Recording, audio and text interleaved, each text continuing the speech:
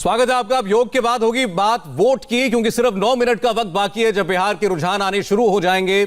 आपके सामने ठीक 9 मिनट के बाद 243 सीटों पर बक्से जब खुलेंगे, मतपेटियां खुलेंगी, ईवीएम मशीनें खुलेंगी, तो पता चलेगा कौन आगे चल रहा है और कौन पीछे। सबसे पहले हर बार की तरह पोस्टल बैलेट्स की गिनती ठीक 8 बजे शुरू होगी। 9 मिनट का वक्त बाकी है। काउंटिंग सेंटर के स्ट्रांग रूम खोले जा चुके हैं। इंडिया टीवी पर आप देख रहे हैं बिहार चुनाव का सबसे तेज नतीजों वाला कवरेज, और ये नतीजे तय करने जा रहे हैं कि बिहार में एक बार फिर नीतीश कुमार आएंगे या फिर तेजस्वी यादव इतिहास रचते हुए एक नई सरकार बनाएंगे। क्या वाकई बिहार में बदलाव की बयार चल रही है या नीतीश कुमार पर एक बार फिर बिहार भरोसा जताएगा? अजय, बिल्कुल। दरअसल अगर देखें जो एग्जिट पोल सामने आए, उन्होंने एक ऐसी तस्वीर प्रस्तुत की जिसके बाद ऐसा लग रहा है कि या तो कांटे का मुकाबला होगा या फिर एक तरफा, और एक तरफा में जो रुझान सामने दिखाई दे रहे हैं उसमें महागठबंधन की तरफ ज्यादा जोर आता हुआ दिखाई दे रहा है। अगर हम एग्जिट पोल को सही माने तो फिर एक साथ यह सवाल भी उठता है कि इसके पहले ओपिनियन पोल भी तो हुए थे। ओपिनियन पोल में लेकिन बिल्कुल विपरीत स्थिति दिखाई दे रही थी, और ओपिनियन पोल के समय यह बताया जा रहा था कि एनडीए का बहुमत हो सकता है। लेकिन अभी सबसे बड़ी बात यह है कि काउंटिंग सेंटर्स के दरवाजे खुल चुके हैं, और उसके साथ साथ ऐसा लग रहा है कि बहुत जल्द अब आप पोस्टल बैलेट्स की मतगणना की आप तस्वीरें देखेंगे। ये आप देख रहे हैं तस्वीरें, काउंटिंग सेंटर्स जो हैं उनके दरवाजे खुल चुके हैं। अब कोरोना की वजह से दरअसल कई तरह के प्रोटोकॉल्स हैं जिसका पालन होगा। नतीजों और रुझान के उतनी तेजी आप नहीं देख पाएंगे जितना आप पहले देखते आए हैं, क्योंकि नॉर्मल प्रक्रिया क्या है कि पहले पोस्टल बैलेट्स की गिनती होती है हर बार की, तो उसमें कितना वक्त लगता है? आधा घंटा? देखिए, डिपेंड करता है कि आमतौर पर कितने पोस्टल बैलेट हो, लेकिन आधा घंटे से 45 मिनट कम से कम वक्त लगता है पोस्टल बैलेट की मतगणना करने में। और उसके साथ साथ बाकी भी जो ईवीएम्स हैं तब तक वो भी तैयार हो जाते हैं, और लगभग 8:30 बजे के आसपास ईवीएम्स पर भी एक तरह से उसकी भी पहली लिस्ट आनी शुरू हो जाती है। 8:30 बजे के बाद से लगभग एक निर्णायक तौर पर आप समझ सकते हैं कि ट्रेंड्स क्या रहे। हालांकि पहले राउंड की काउंटिंग का अपने आप में कोई मतलब नहीं होता, क्योंकि चीजें बहुत बदल सकती हैं। कितने राउंड तक चलती है अमूमन काउंटिंग? देखिए, पॉपुलेशन के आधार पर देखा जाए तो उस हिसाब से है, लेकिन आमतौर पर अगर आप मान के चलें कि 3.5 से 5 लाख एक वोट है किसी भी एक सीट पर, तो उसके आधार पर आप तकरीबन 7 से 9 आमतौर पर यह काउंटिंग का फेज मिनिमम इतना तक जाता है। चलिए, 7 मिनट का वक्त बाकी है। 7 मिनट बाद अब ये बैलेट बॉक्सेस खुलना शुरू हो जाएंगे। पहले पोस्टल बैलेट गिने जाएंगे। अजय बता रहे थे कि आधा घंटा 45 मिनट लगभग पोस्टल बैलेट्स की गिनती होगी, और उसके साथ साथ ईवीएम मशीनों को खोलने का सिलसिला शुरू हो जाएगा लगभग 8:30 बजे से। और उसके बाद बहुत तेजी के साथ ट्रेंड्स आते हैं। हमने हर चुनाव में देखा है, राज्य छोटा होता है तो बहुत जल्दी नतीजे कंसोलिडेट हो जाते हैं, लेकिन अगर बड़ा राज्य हो और उसमें भी अगर चुनाव बहुत कांटे का हो जाए तो फिर थोड़ा वक्त लगता है ट्रेंड्स को सेटल होने में और यह पता करने में कि वाकई कौन सत्ता में आ रहा है और कौन सत्ता से बाहर जा रहा है। इस बार तो साथ साथ कोरोना भी है। बिल्कुल, तो वो उसके प्रोटोकॉल्स हैं। आपको वो सोशल डिस्टेंसिंग मेंटेन करना होगा, आपको सारी चीजें सैनिटाइज कर चीजों को करना होगा। तो उसका पूरा एक प्रोटोकॉल है जो कि चुनाव आयोग ने जारी किया है, और सभी काउंटिंग सेंटर्स पर उसका पूरा एक तरह से आकलन होगा। साथ ही साथ इस बार बड़ा चेंज दिखाई देगा। कोई भी पार्टी का प्रतिनिधि काउंटिंग सेंटर के भीतर नहीं है, हर कोई बाहर है। लगातार सीसीटीवी कैमरे पर सारी चीजें मॉनिटर की जा रही हैं, इसलिए ये एक बड़ा बदलाव है पहले के किसी भी मतगणना। मोटे तौर पे अगर देवेंद्र ये कहें, क्या इस बार नतीजे आने में या कंसोलिडेट होने में वक्त लगेगा आम चुनाव की तुलना में? निश्चित तौर पर पहले की काउंटिंग की अगर बात कर लें तो उससे थोड़ा ज्यादा वक्त इस बार जरूर लगेगा, ऐसा बताया जा रहा है। लेकिन एक चीज जो साफ हो जाएगी तस्वीर, जैसे आकलन है वहां पे कि 11 बजे के लगभग पूरी तस्वीर साफ हो जाएगी कि जो आंकड़े हैं वो किधर जा रहे हैं। 11 बजे किधर जा रहा नहीं लगा, और निश्चित तौर पर महागठबंधन ही लग रहा है। अगर मुझे बेट करना हो सौरभ तो महागठबंधन। 7 तारीख से ही सौरभ इस गुगली पर लगा हुआ है। वो हर किसी को बस ये बतलाना चाहते हैं कि कौन कहां अपना दाव लगा रहा है। तो लेकिन सौरभ ने अपने पत्ते आज तक नहीं खोले, इसलिए मैं सबसे पहले सौरभ आप 11 बजे के बाद खोले। आपने बहुत देर कर दिया, पत्ते क्या खोलने, अब तो पेटियां खुल रही है। नहीं, लेकिन उससे पहले आप अपने पत्ते खोल दीजिए। आप ये बताइए, आप अपना पैसा कहां लगा रहे हैं? देखिए, मैं अभी आपने जो बात कही थी या हमारे कुछ साथी बोल रहे थे, ये अगर एक तरफा चुनाव की जो बात की जा रही है, वो एक तरफा चुनाव एक ही तरफ हो सकता है, दूसरी तरफ से एक तरफा चुनाव नहीं होगा। अगर नीतीश कुमार मुख्यमंत्री बनते, ये मेरा बिल्कुल निजी आकलन है, आप कह सकते हैं, अंदाजा है। इसमें ना मैं किसी एग्जिट पोल को मान रहा हूं कुछ। अगर नीतीश कुमार रिपीट होते हैं तो वो बहुत मुश्किल से रिपीट होंगे, और अगर लैंडस्लाइड विक्ट्री होती है, एक तरफा होती है, तो वो केवल और केवल तेजस्वी यादव की। तो अगर मैं आपकी बात मानूं तो आपके हिसाब से अभी भी कांटे के मुकाबले के आसार गुंजाइश है। आप इस बात को लेकर चल रहे हैं, तो सौरभ की इस बात पर भी हम आकलन करेंगे और चर्चा करेंगे जब हमारे पास तमाम रुझान होंगे। लेकिन सबसे बड़ी बात यह है कि आज हम तकरीबन 7 करोड़ से ज्यादा मतदाताओं के भविष्य के निर्धारण की बात कर रहे हैं। और उसके साथ साथ जो इस बार पोल परसेंटेज है, कोरोना काल के होने के बावजूद पोल परसेंटेज 2015 के मुकाबले महज 1.5% कम है। यह अपने आप में बताता है कि बिहार में लोगों में मतदान को लेकर उत्साह कितने बड़े पैमाने पर रहा। यह उत्साह क्या वाकई में बदलाव का उत्साह है? यह उत्साह एक नई सरकार के लिए है? यह उत्साह एक नए बिहार के लिए है? या दरअसल हर राजनीतिक दल ने अपने पारंपरिक वोटर को साध कर उन्हें पोलिंग बूथ तक पहुंचाने में एक सक्रिय भूमिका निभाई है? इस तमाम चीज पर भी हम आकलन करेंगे। साथ साथ बिहार में हमेशा यह कहा जाता है कि बिहार में बिना जाति के आप राजनीति के आधार को निर्धारित ही नहीं कर सकते। क्या इस बार जातीय आधार टूटेंगे? क्या इस बार नौजवान, जो कि तकरीबन 1.25 करोड़ हैं मतदाता, नौजवान मतदाता 1.25 करोड़ हैं बिहार में, जिनकी उम्र 35 साल से कम है, क्या वो तय करेंगे कि इस बार का बिहार क्या होने जा रहा है? क्योंकि अगर ये होता है तो बहुत बड़ा बदलाव होगा, ठीक वैसा ही बदलाव जैसा हमने जेपी मूवमेंट के दौरान बिहार में देखा था। और यह माना जाता है कि बिहार दरअसल हिंदुस्तान की राजनीति का वो पहला चैप्टर है, दरअसल इसे हम प्रियम्बल के तौर पर मानते हैं। जो बिहार में होता है, देश में अन्य राज्यों में 2 या 4 या 10 साल बाद जरूर होता है। और इस साल तो अगले साल बड़े महत्वपूर्ण चुनाव होने जा रहे हैं। केवल 3 मिनट का वक्त बाकी, जब आपके सामने ये बिहार के चुनाव के ट्रेंड्स सामने आना शुरू हो जाएंगे। फिर आपको बता दें, लगभग शुरुआत का आधा पौना घंटा या कभी कभी 1 घंटा भी लगता है पोस्टल बैलेट्स को खोलते हैं। उस वक्त ट्रेंड्स की रफ्तार थोड़ी धीमी होती है, लेकिन एक बार जब ईवीएम मशीनें खुलना शुरू होती हैं तो फिर बहुत तेजी के साथ रुझान आते हैं। हमारे साथ स्टूडियो में 2 आनंद पांडे हैं इस वक्त, एक हमारे एडिटर साहब हैं और हमारे एक रिपोर्टर साहब हैं। तो पहले सर आपसे पूछना चाहता हूं मैं, आपके हिसाब से आज आप कब तक देखते हैं सेटल होते हुए सब कुछ? देखिए, मुझे भी ये लगता है जो देवेंद्र बोल रहे थे, मैं उनकी बात को इंडोर्स करूंगा कि 11 साढ़े 11 बजे तक ये चीज़ें काफ़ी सामने आने लगती हैं। और इस बार शायद मुझे लगता है जो काउंटिंग सेंटर है उनकी संख्या भी कुछ बढ़ाई गई है शायद कोरोना की वजह से। तो मुझे लगता है कि 11 साढ़े 11 12 बजे तक कॉम्पनसेट कर लेंगे कि जितना वक्त एक्स्ट्रा लग रहा होगा। एग्जैक्टली। तो मुझे लगता है कि साढ़े 11 12 बजे तक की पिक्चर क्लियर हो जाएगी, अगर कोई फंसी का मामला नहीं होता है तो। जी बिल्कुल, मुझे भी लगता है कि 11 साढ़े 11 बजे तक तस्वीर साफ हो जाएगी। जिन्होंने पटाखे तैयार कर रखे, मिठाई तैयार कर रखी है, उनको भी काम, उनकी भी जरूरत आन पड़ेगी। 11 साढ़े 11 बजे तक वो भी अपनी मिठाई या पटाखे जो बाहर निकाल, मिठाई दोनों तरफ के लोगों ने बनवाई है। पटना से हम तस्वीरें दिखा रहे थे, नहीं अभी आपको दिखाएंगे। फर्क ये है शायद सौरभ, पिछली बार भी पटाखे दोनों तरफ रखे हुए, वो कैंडिडेट के चलते, जैसे नंदकिशोर यादव की तस्वीर आई थी, क्योंकि नंदकिशोर यादव को ऐसा लग रहा है कि वो जीत सकते हैं। दूसरी तरफ अनंत सिंह जो कि आरजेडी के मोकामा से हैं, उन्होंने बहुत जबरदस्त तैयारी कर रखी है, खुद अंदर हैं, उनके घर पे बहुत जबरदस्त तैयारी। पार्टी ने केवल एक ही ने बनाई मिठाई? हाँ, पार्टी निश्चित तौर पे आरजेडी वाले ज्यादा उत्साहित है। सोचिए, तेजस्वी ने ये तक कह दिया है कि आपको जीत के बाद बिहेव कैसे करना है। ये काम बीजेपी और जेडीयू ने नहीं किया है, तेजस्वी ने किया है। बस 1 मिनट बाकी है, 60 सेकंड बाकी है, बस आपके सामने ट्रेंड्स आना शुरू हो जाएंगे और इंडिया टीवी आप तक ये सारे ट्रेंड सबसे पहले पहुंचाएगा। एक तरफ 15 साल शासन कर चुके नीतीश कुमार हैं, दूसरी ओर एक युवा नेता, उभरते हुए नेता तेजस्वी यादव।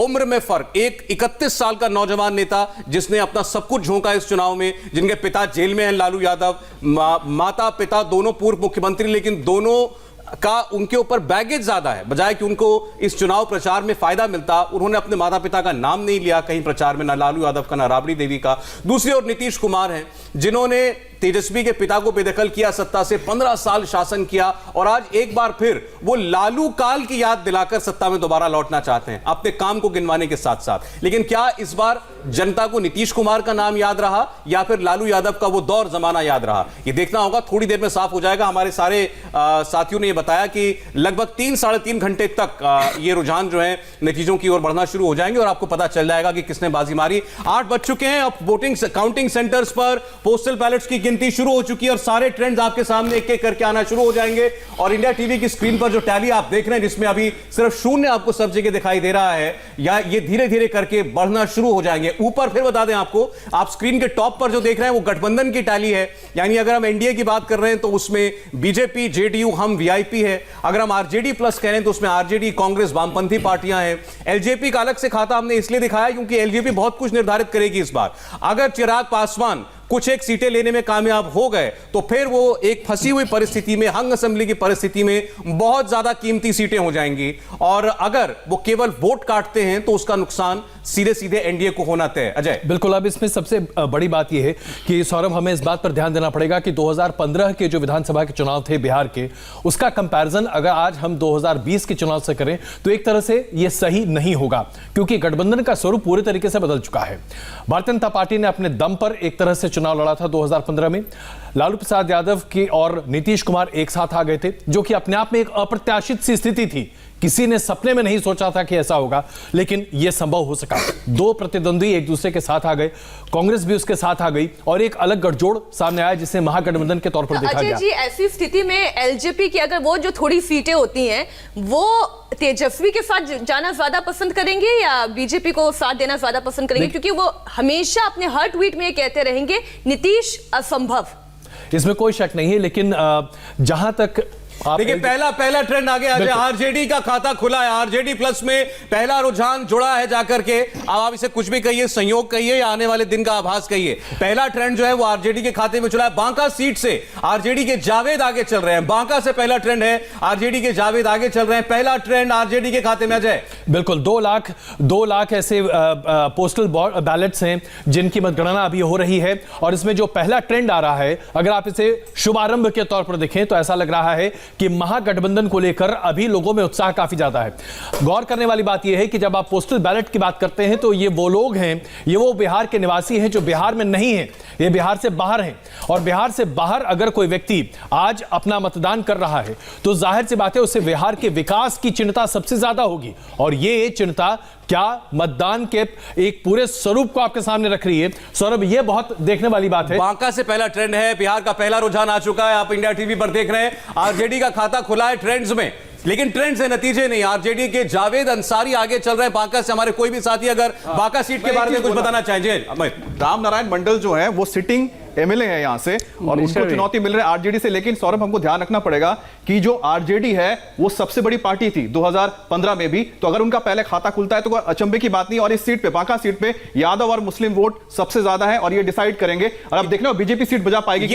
ये सीट आपको आरजेडी के लिए कंफर्टेबल लगती है? नहीं, मुझे लगता है कि फाइट होगी इसमें, फाइट होगी। चलिए, बांका से जावेद अंसारी आगे चल रहे हैं 243 सीटों पर। अब फिलहाल पोस्टल बैलेट्स की गिनती जारी और पहला ट्रेंड आया है और वो आरजेडी के खाते में जाकर के जुड़ा है। आरजेडी प्लस आप इसलिए हमारी स्क्रीन पर देख रहे हैं, बढ़ चुका है, अब 1 पर आ गया है और धीरे धीरे ये आगे और बढ़ेगा क्योंकि अब गिनती शुरू हो चुकी है बहुत तेज रफ्तार। बिल्कुल, और जब हम बांका की बात कर रहे हैं, हालांकि अमित कह रहे हैं कि वहां पर कांटे का मुकाबला है, लेकिन अगर आप वहां के पॉपुलेशन कॉन्फ़िगरेशन को देखें तो इस सीट पर यादव मुस्लिम बहुल्य है, और इस सीट पर अगर वोट कंसोलिडेशन होता हुआ दिखेगा तो शायद हम ये पूरे बिहार में भी देख सकते हैं।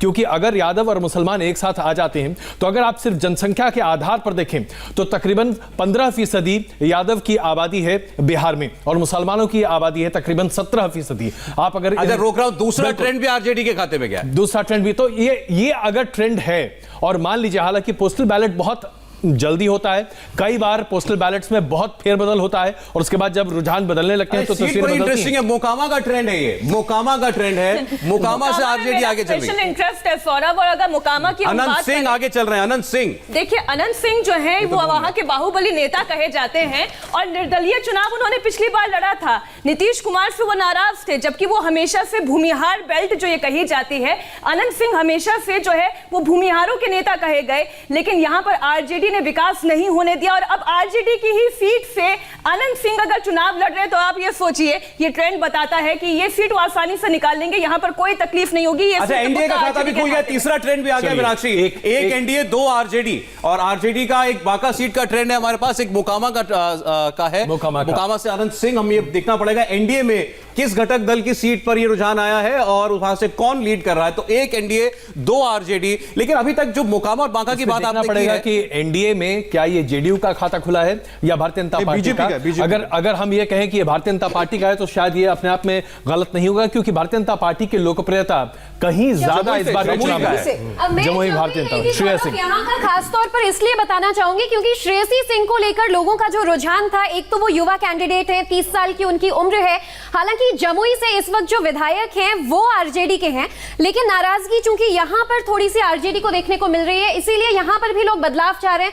तो ज्यादातर युवाओं ने मुझसे ये कहा कि बदलाव के लिए वो बीजेपी को सपोर्ट कर रहे हैं, क्योंकि पूरे बिहार में बीजेपी से नाराजगी नजर नहीं आई है। और इसीलिए जमुई जो पूरे आप जिले की बात करें तो यहाँ पर 4 विधानसभा सीटें हैं और इनमें से 3 जगहों पर आरजेडी है। अब उम्मीद यही की जा रही है कि आज जो जमुई का मेन जमुई में वैसे 4 सीटें हैं, सिकंदरा, जमुई, झाझा और चकाई। जमुई प्रॉपर का रिजल्ट है, आरजेडी ट्रेंड के है। पास है, लेकिन इस बार जो ट्रेंड्स हैं और जो मेरा आकलन है, यहाँ पर बीजेपी के लिए आना काफी ज्यादा आसान है, क्योंकि बीजेपी से नाराजगी नहीं है। जदयू ने ये सीट बीजेपी को दी है, तो ऐसे में श्रेयसी सिंह की बढ़त ये साफ करती है कि जमुई में उनका जो रास्ता है वो काफी आसान रह सकता है, क्योंकि राजपूत बाहुल्य भी है जमुई में और दोनों कैंडिडेट्स जो हैं वो भी राजपूत हैं। तो ऐसे में ये फैक्टर श्रेयसी के लिए काफी अच्छा चलिए, बीजेपी जमुई से श्रेयसी सिंह लीड कर रही है, बांका से आरजेडी के जावेद अंसारी वो लीड कर रहे हैं, और हमने मोकामा का ट्रेंड आपको दिखाया जहां से आरजेडी के अनंत सिंह लीड कर रहे हैं। तो कम से कम इन तीनों में आपके हिसाब से कोई आश्चर्य वाली बात नहीं है? बिल्कुल नहीं, ये जो ट्रेंड्स जो इसमें अनुमान एक आश्चर्य लगाया है। गया था ये उसी हिसाब से जा रहा है। मैं आश्चर्य इस पे बताऊंगा, वो है बांका सीट जिसपे की सिटिंग एमएलए जो है इसके वो बीजेपी की है। अगर यहां पर आरजेडी आगे जा रही तो ये सोचने वाली बात है, क्योंकि पिछली बार आप सोचिए कि महागठबंधन अगर था, महागठबंधन के टाइम में बीजेपी ने निकाल लिया एमवाई समीकरण जो अजय बोल रहे थे अमित, एमवाई समीकरण अगर काम करता है तब तो फिर ना सिर्फ वो एमएलए हैं बल्कि मिनिस्टर हैं रामनारायण मंडल, और इस बार बहुत ज्यादा दबाव था पार्टी के भीतर इस बात के लिए कि उनकी सीट बदल दी जाए, उनको टिकट ना दिया जाए। लेकिन माना यह जाता है कि सुशील मोदी क्योंकि उनको बैक करते हैं तो इसके चलते उनको टिकट दी गई। अगर वहां का बीजेपी हारती है तो बीजेपी की अपनी रणनीति के लिहाज से उनके लिए झटका होगा। बिल्कुल, अभी एक और रुझान सामने आया, और ये बाढ़ का रुझान है जो अभी सामने आया है। बाढ़ से भारतीय जनता पार्टी आगे चल रही है, तो यानी कि ये मौका और एनडीए का एक और आ गया है रुझान सामने, यानी कि बाढ़ की भी आप बात जो कर रहे हैं वो भी भूमिहार बेल्ट है, वहां पे भी सवर्ण वोट जो है वो अच्छी संख्या में पड़े हैं, और सवर्णों की नाराजगी बीजेपी से नहीं है। बाढ़ में एक चीज मैं जोड़ना चाहता हूं, बाढ़ तो मैं खुद गया था, और बाढ़ को बोला जाता है छोटा चित्तौड़गढ़, क्योंकि बाढ़ में सबसे ज्यादा जो तादाद है वो राजपूतों की है। और अगर बाढ़ सीट में कोई बड़ी बात नहीं होगी अगर बीजेपी अगर यहां सीट निकाल ले, क्योंकि अगर राजपूत वोट अगर वहां पर कंसोलिडेट होता है, और साथ ही साथ जो वहां पर पिछड़ा वर्ग है, पिछड़ा वर्ग अगर उसमें कंसोलिडेट हो जाता है तो ये सीट निकाल सकती है, क्योंकि बाढ़ में सबसे ज्यादा तादाद राजपूत में बिखराव कम दिखता है। आप बिहार में कहीं भी जाइए, बाढ़ को लेकर बहुत ज्यादा हैरानी इस बात के लिए नहीं होगी, क्योंकि पिछली बार बीजेपी अकेले लड़ी थी, तभी ज्ञानेंद्र ज्ञानू जीते थे वहां। जी बिल्कुल, अभी हम यहाँ पर भोजपुर की सीटें आपके सामने प्रस्तुत कर रहे हैं, जिसमें बक्सर में भारतीय जनता पार्टी आगे चल रही है, और ये जो पहला ट्रेंड इस पूरे भोजपुर का दिखाई दे रहा है। भोजपुर में अगर भारतीय जनता पार्टी ने अपना कंसोलिडेशन नहीं किया तो ये थोड़ा आश्चर्यजनक होगा, क्योंकि ये वो इलाका है जहां भारतीय जनता पार्टी को सबसे ज्यादा उम्मीदें हैं। उम्मीद इसलिए भी है, और बक्सर की इसलिए इंटरेस्टिंग है क्योंकि बक्सर में सिटिंग एमएलए हैं आपके तिवारी जो कांग्रेस के आते हैं, लेकिन वहां पर अब खेल यह हो गया कि तिवारी के सामने वहां पर उन्होंने दे दिया है चौबे को, यानी कि ब्राह्मण शिवानंद तिवारी के बेटे वहां पर ब्राह्मण हो गए हैं, और ब्राह्मण आने से हो रहा है कि वोट उनको लगता है कि बटेगा, लेकिन अगर नहीं बट रहा है और यहां पर अगर राजपूत और फिर बराबरी का मामला 3 पर एनडीए और 3 पर गठबंधन आगे। जहानाबाद से आरजेडी के सुदय यादव आगे हो गए, जहानाबाद में आरजेडी लीड कर रही है, तो एनडीए 3 और आरजेडी 3 बिल्कुल बराबरी पर चल रहा है फिलहाल मामला। और अगर हम जहानाबाद और उसके गया के पूरे आसपास के इलाके की बात करें तो वहां पर भी जो मुस्लिम यादव समीकरण की बात कर रहे हैं वो अपने आप में काफी ज्यादा कारगर साबित हो सकता है, और ये बेल्ट अगड़ों के लिए भी बहुत इंपॉर्टेंट है, खास करके यहां पर वामपंथी दलों का एक जमाने में वर्चस्व हुआ करता था, और रणबीर सेना की बात जब हम करते हैं तो वहां पर आप इसी बेल्ट की बात करते हैं जहां ये बड़े पैमाने पर प्रखर था, लेकिन कंसोलिडेशन बढ़ता जा रहा है और एनडीए 4 सीटों पर आगे। औरंगाबाद से रामाधार आगे चल रहे हैं बीजेपी के, और औरंगाबाद के सीट के बारे में कोई बताना चाहे? ये भी बिल्कुल सरप्राइज नहीं है, रामाधार सिंह पहले भी वहां से जीतते रहे हैं, इस बार भी माना जा रहा है कि औरंगाबाद की सबसे सुरक्षित सीट बीजेपी के लिहाज से कोई है तो ये है। दूसरी जो जहानाबाद की हम लोग बात कर रहे थे, जहानाबाद में बीजेपी की एनडीए गठबंधन के लिहाज से सिर्फ एक सीट दिख रही है जहां थोड़ी सी उम्मीद हो सकती है उसी की, इसके अलावा किसी सीट पे भी एनडीए को उम्मीद नहीं है। अमित जरा आ जाए हमारे साथ स्क्रीन पर।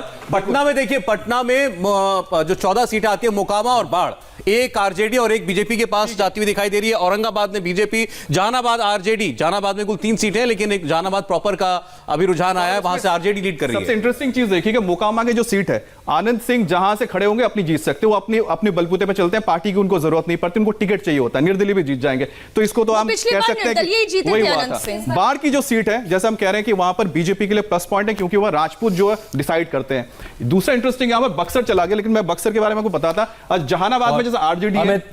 अभी एक ताजा जानकारी है, सोनपुर से बीजेपी के विनय सिंह आगे चल रहे हैं, एनडीए में 6 सीट की बढ़त आती दिख रही है, और आरजेडी 3 सीट पर अपनी बढ़त बनाए हुए। लेकिन हमें इस बात पर देखना पड़ेगा कि देखिए, पोस्टल बैलेट्स में हमेशा हमेशा अगर आप पूरे राष्ट्रीय स्तर पर देखें, किसी भी राज्य में पोस्टल बैलेट में आमतौर पर एनडीए गठबंधन को हमेशा बढ़त मिलती रही है। उसके बाद आधे घंटे के बाद कई बार तस्वीरें बदली हैं। देखिए अभी तो हमको अमेरिका का चुनाव याद आ रहा है, जो पोस्टल बैलेट में चुनाव जीता वो राष्ट्रपति बन गया। अच्छा, मैं एक इंटरेस्टिंग बात कहना चाहता हूं बक्सर सीट को लेके, कि बक्सर सीट को हम जब जिक्र करते हैं तो बक्सर सीट में खड़े होना चाहते थे डीजीपी, आपको याद होगा, जो पूर्व डीजीपी थे बिहार के, उनको टिकट मिला नहीं, और वहां पर जो परशुराम खड़े हुए हैं वो एक वक्त में वहां पर एसआई होते थे पुलिस में, उसके बाद उनको टिकट मिले, उनको नहरी बाबा कहा जाता है। लोकली उनकी बड़ी अच्छी पकड़ है जब उनसे मिले, क्योंकि उन्होंने पर नहर बनाया था जिसका फायदा मिला था। तो बक्सर की जो सीट है अगर होता है तो कांग्रेस के लिए लूज इसलिए करेंगे कैंडिडेट की वजह से, कैंडिडेट के 10 ट्रेंड, 6 पर एनडीए आगे, 4 पर आरजेडी आगे, 10 ट्रेंड आपके सामने आ चुके, लेकिन अभी गिनती को केवल 11 अभी मिनट हुए हैं गिनती शुरू हुए। बिल्कुल, और ये अपने आप में बता रहा है कि किस तरह से मतगणना की प्रक्रिया लगातार तेजी से आगे बढ़ रही है। लेकिन हम आपको एक बार फिर बताना चाहेंगे, अभी जो आप रुझान देख रहे हैं ये अधिकाय बहुत आए, इसे आप पोस्टल बैलेट के रुझान कह सकते हैं, जिसमें अलग अलग क्षेत्रों में लोग जो कि प्रदेश से बाहर हैं उनका मतदान है, और ये रुझान अभी वो देख रहे हैं आपके पोस्टल बैलेट में ही अगर 6 में बीजेपी आगे, आप कह रहे हैं कि प्रदेश से बाहर के लोगों का ये मतदान है, जब प्रदेश के अंदर के भी हमने लोगों से बातचीत की, एक बहुत ही कॉमन फैक्टर जो सब जगह देखने को मिला कि एनडीए से जेडीयू से नाराजगी हो सकती है, लोग बीजेपी से अभी भी खुश थे। 2015 में भी सबसे ज्यादा मैक्सिमम 25% वोट शेयर जो है वो बीजेपी के पास था। तो ऐसे में ये साफ नजर आ रहा है कि इस बार भी बीजेपी अपनी लहर बरकरार रख रही है। मुझसे ज्यादातर लोगों ने ये कहा कि बीजेपी को अकेले लड़ना चाहिए था, मुख्यमंत्री उनका बनता। देखिए आपके पीछे, अजय जी आपको रोक रहा हूं, पीछे देखिए, पीछे देखें आप, सारण की सीटों में हमारे साथ गरखा का ट्रेंड है, गरखा से बीजेपी आगे है, परसा से आरजेडी, सोनपुर से बीजेपी आगे चल रही है। परसा ये सीट जो इंपॉर्टेंट इसलिए क्योंकि हमने कहा ना फैमिली एक फ्यूड कह सकते हैं, क्योंकि यहां से जो चंद्रिका राय है वो चुनावी मैदान में है, पिछली बार आरजेडी से जीते थे, इस बार जेडीयू से चल रहे हैं और पीछे चल रहे हैं। तो अब देखना होगा कि यहाँ के, लेकिन यहाँ का जो कॉम्बिनेशन है, इस कॉम्बिनेशन में यादव जो है बड़ा इंपॉर्टेंट फैक्टर है परसा में, क्या उनके साथ जाएंगे नहीं जाएंगे देखना होगा। यादव दोनों ही कैंडिडेट हैं, लेकिन परसा आरजेडी के लिहाज से ज्यादा मुफीद सीट मानी जा रही है, छपरा में जाती है। 6-6 की बराबरी हो गई अभी।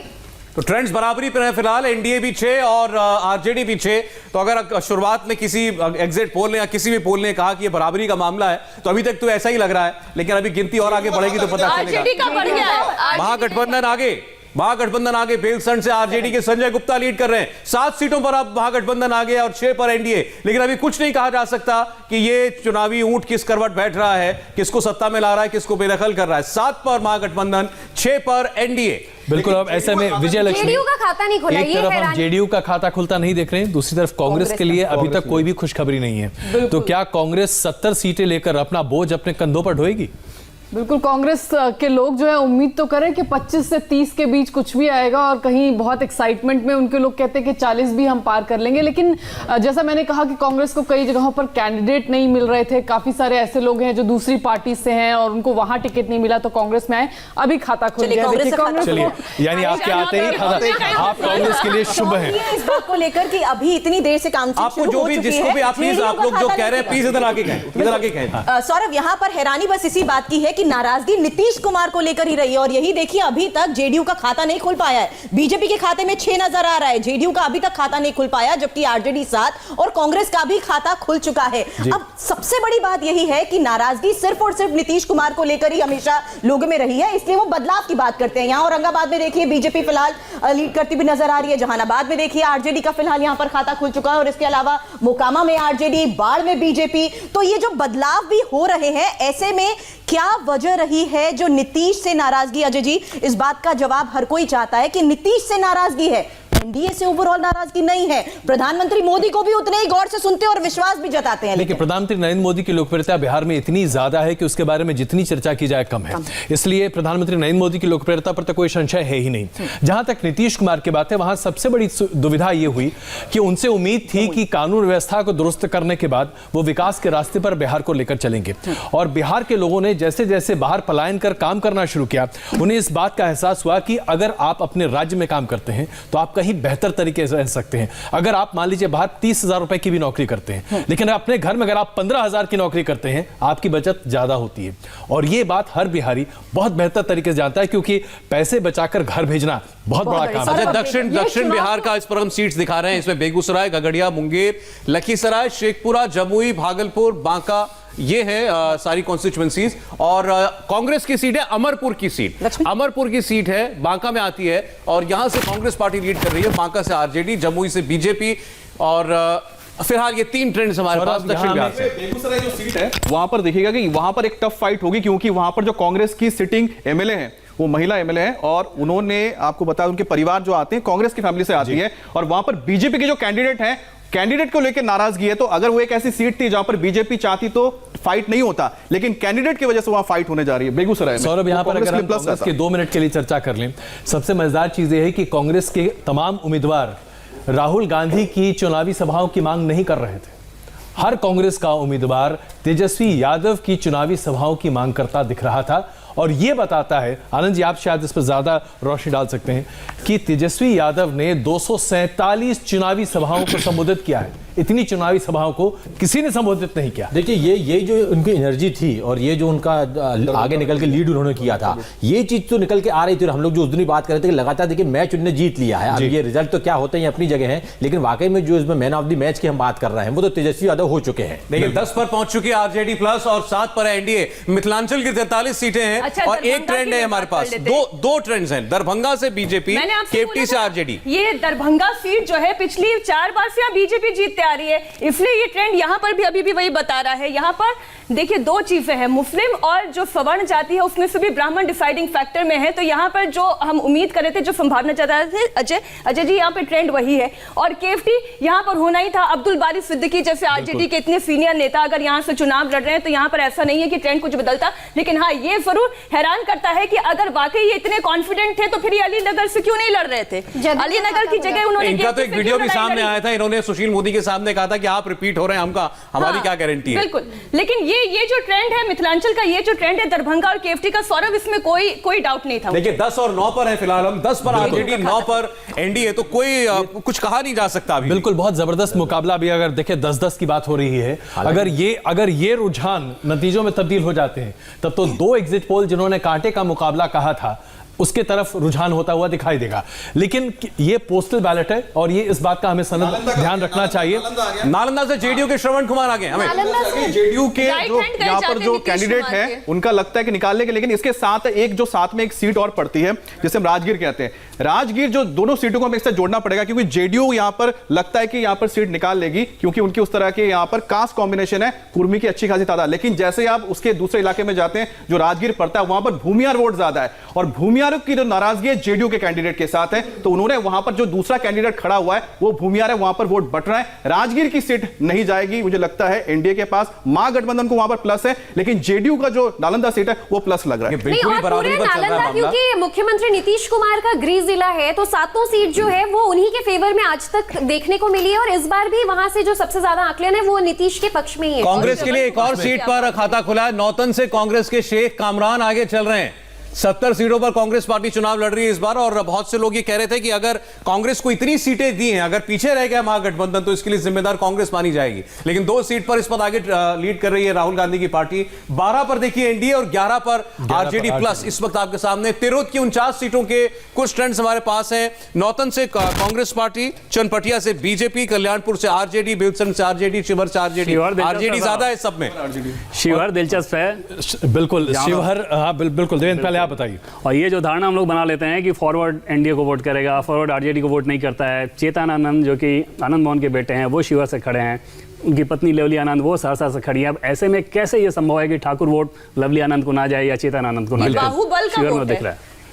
और अगर दरअसल शिवहर एक बैरोमीटर है इस पूरे क्षेत्र का, अगर शिवहर में आरजेडी आगे चल रही है तो यकीनन हम ये कह सकते हैं कि अभी बहुत सारी चीजें बदलेगी। देखिए 14 पर एनडीए पहुंच गई, आरजेडी 11 पर है, तो अभी फिलहाल लीड ले ली है एनडीए ने, 14 पर आ चुके हैं। लेकिन अभी भी हम जेडीयू का कोई कैंडिडेट देखने की वेट कर रहे हैं कि कोई जेडीयू को दो सीटों पर आगे चल रही है। अजय जी जब तिरहुत की बात कर रहे हैं, इसमें देखिए सबसे इंपॉर्टेंट आपके लिए पड़ेगा ये पूर्वी चंपारण, क्योंकि यहां पर बीजेपी को सबसे ज्यादा सीटें मिली थी, 7 सीटें 2015 में।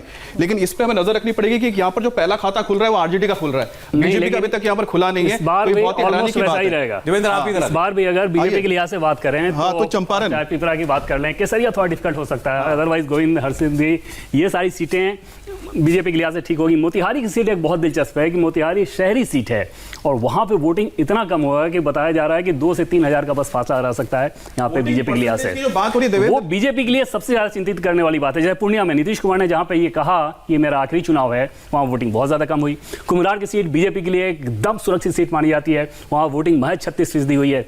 तो इंडिया के लिहाज से जो सबसे ज्यादा चिंतित करने वाली बात उनको दिख रही है कि उनके अपने वोटर्स क्या निष्क्रिय रहे, जो कि वहां पे ये क्या आम ट्रेंड है इस देखने को मिला है बिहार में, सारी सीटों पर वोटिंग परसेंटेज कम है? बिल्कुल, और अभी तक जो भी ट्रेंड देखने को मिल रहा है, जो आकलन है उसी के हिसाब से देखने को मिल रहा है। कोई सरप्राइज एलिमेंट अभी तक नजर नहीं, सारी सीटों पर अभी तक जितनी आपने देखी है। अभी तक जो ट्रेंड है वो दरअसल, और दूसरी बात आपने भी कहा कि जहां कैंडिडेट मजबूत है वहां जाति भी टूटती है, खूब टूटी है जाति, बहुत ज्यादा टूटी है जातियां। और मैं आपको बताऊं कि एनडीए के लिहाज से एनडीए के नेताओं का यह कहना था कि पहली बार हम लोग चाह रहे हैं कि जातियां ना टूटे, जबकि हमारी रणनीति इस बात को लेकर रहती है कि हम चाहते हैं कि जाति के हिसाब से वोटिंग हो जाए। क्योंकि अगर अर्थमेटिक के हिसाब से आप देखें तो यादव, मुस्लिम और जो माले का 3.5% वोट है, आरजेडी का जो खेमा है पूरा 33-34% पे चला जाता है। बिल्कुल। उसके बाद माना जाता है कि एनडीए का जगह है। लेकिन अगर जातियां टूटती हैं,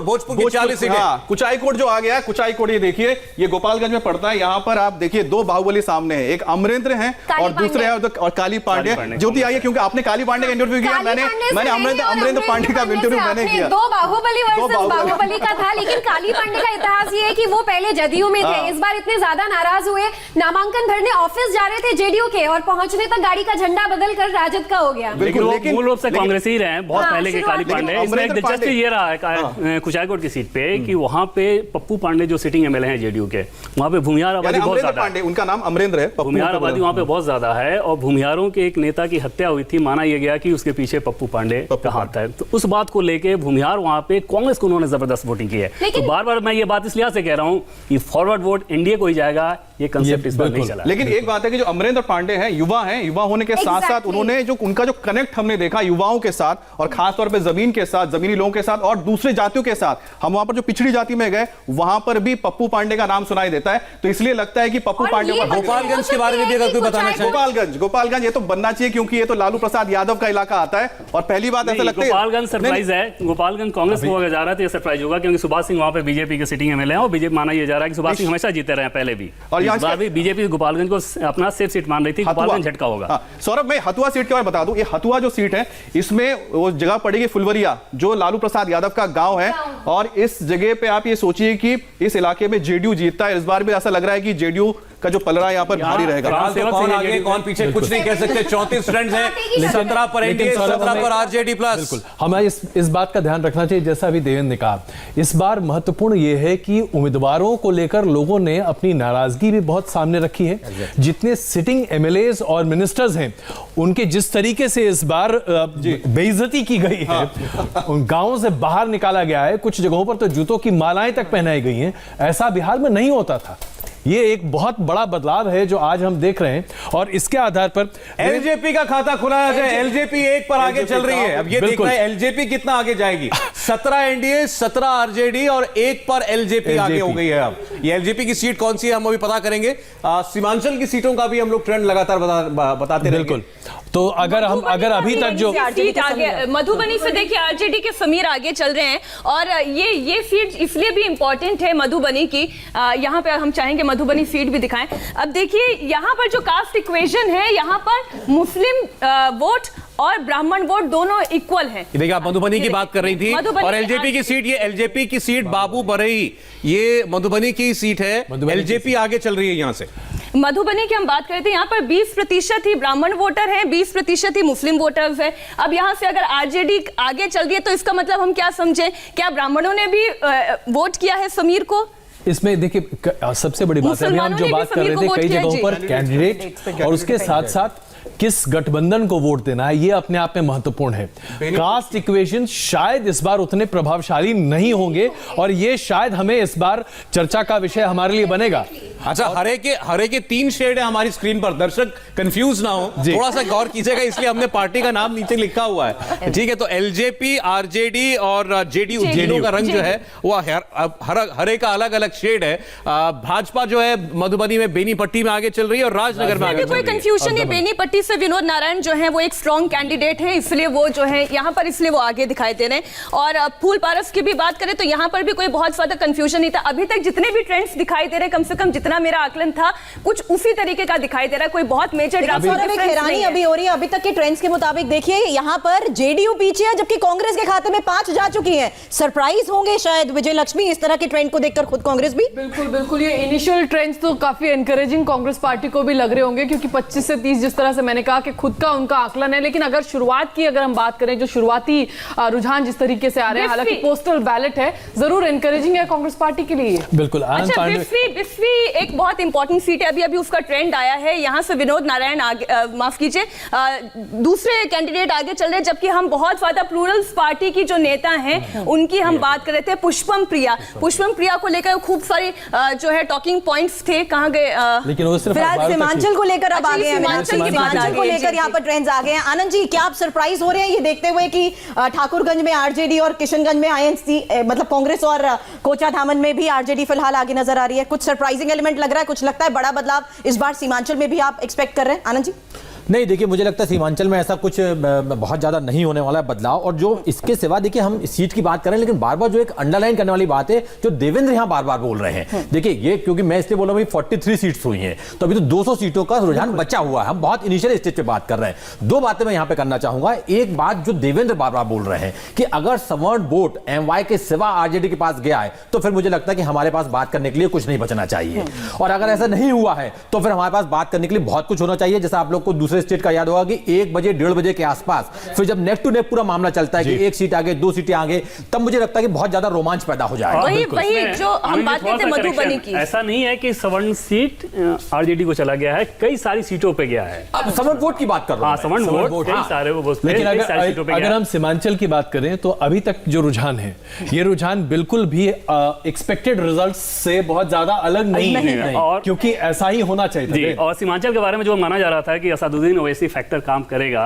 इंडिया का जो आंकलन है ग्राउंड पे भी ये समझ में आया कि वो फैक्टर काम नहीं किया है। ये पिछली बार भी इसने काम नहीं किया था, इस बार भी काम नहीं किया। दरअसल ये एक सवाल है जो कि कई बार लोग पूछते हैं, बिहार का मुसलमान वोटर और देश के अन्य राज्यों के मुसलमान वोटर में कितना एक वीआईपी ट्रेंड आ गया। राघोपुर से तेजस्वी यादव आगे चल रहे हैं, तेजस्वी यादव लीड कर रहे हैं राघोपुर की अपनी सीट से। कोई आश्चर्य नहीं है इसमें, कोई आश्चर्य नहीं। राघोपुर से तेजस्वी यादव आगे चल रहे हैं, उनके भाई की सीट आएगी, उसको जरा सा देखना पड़ेगा, क्योंकि उन्होंने वहां भी दुविधा बहुत कम दिखाई दे रही है, ऐसा लग नहीं रहा है।